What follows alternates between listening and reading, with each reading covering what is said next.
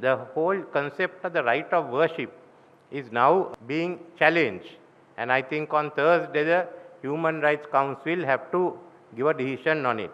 Towards the end of the last month, a person called Solvan Momita asked for permission to go in front of the Turkish embassy in Sweden to burn a Quran. The police refused permission. The Supreme Administrative Court gave permission, claiming it's a right of expression. They applied, police acted on the basis it's on the right of worship. The Supreme Administrative Court said it is the right of expression. After the burning took place, there was a big outcry. Sweden got pressure from all the countries. We all had to deploy it. We all denounced it. Even Israel came out and said, you can't do this. This is a book concerning the God of Abraham and you can't be involved in it. So, but what did Sweden do? Sweden, of course, said the burning of a holy text is an offensive and disrespectful act and a clear provocation. But then they said constitutionally protected right of freedom and speech, assembly, expression has to be safeguarded. Now, on one hand, we are saying it's the freedom of worship that has been violated, and they say no, this is the freedom of expression, it should be safeguarded. As reactions came from government, some of the Western governments said this is freedom of expression. It comes under while they deplored that, they brought it under freedom of expression. So as a result, Pakistan has now gone before the human right to Geneva for the Human Rights Council and moved a motion that this is a violation of the international human rights law. That is being taken up on the 13th, the Thursday, in Geneva. Now, this is the question that is rising. We all treat this as a violation of the freedom of worship. But there is an attempt to bring this under freedom of expression. You can't bring everything under the freedom of expression. There has to be a limitation.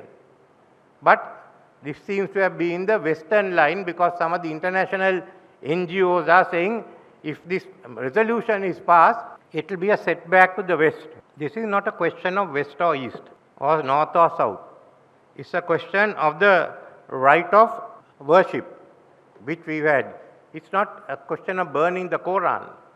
I, for one, am not an adherent of Prophet Muhammad, but I think there are a lot of valuable items in the Quran, which all of us can make use of. Similarly, in the Bhagavad Gita, in the Rig Vedas, in the Bible, we all find.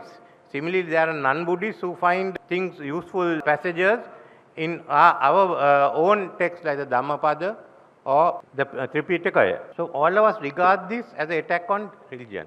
But for some of the Western countries, it's one of expression because they are trying to expand the concept of expression to cover disorder. And as a result, they feel that the values, the Western value system has to be imposed. We are all for democracy. And I, for one, am not going to fight. I am only speaking on this issue.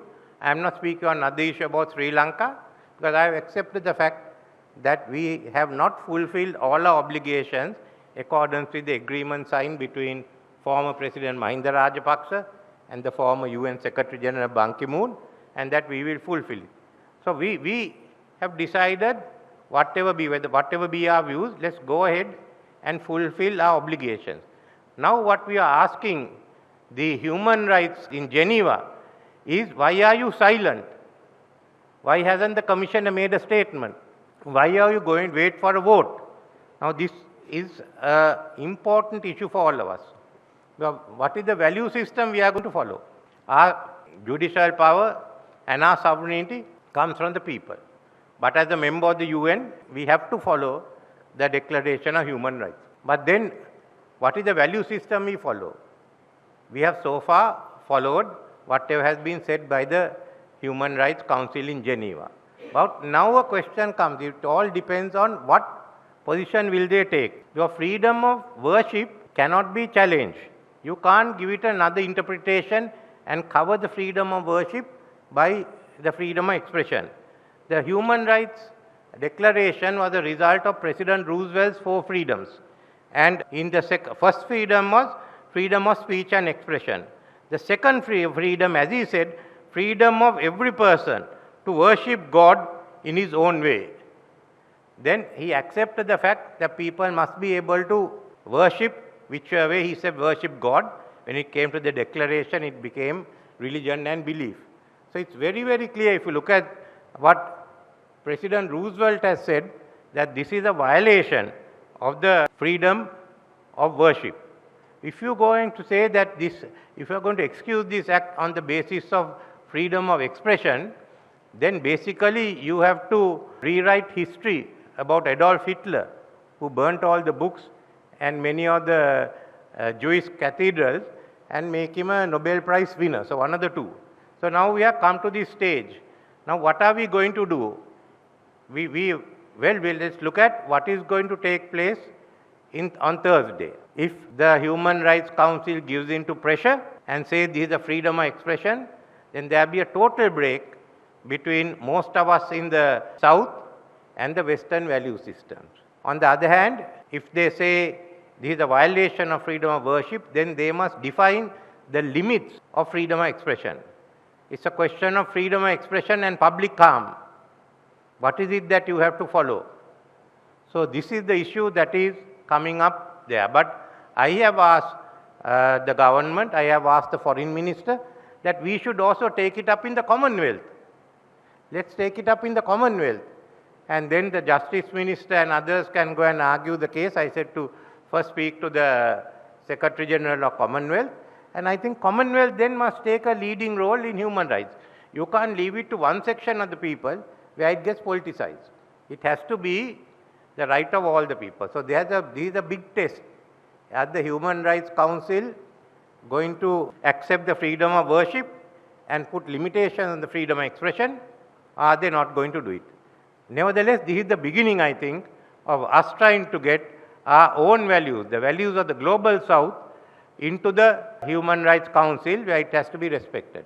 This was a very important issue, and since I have instructed the Foreign Ministry to go ahead and first to oppose it in Geneva, any attempt by the West to change it, to support the Pakistani resolution, and we as a country to take the first step with the Commonwealth, because as a country we all know the Buddha said, treat every religious leader with respect. And that's all that we are asking for. So let's come to the forefront on this issue within the Commonwealth. And I thought, being among the Kalukot Karyas, I'll first tell them what we are going to do. So thank you very much.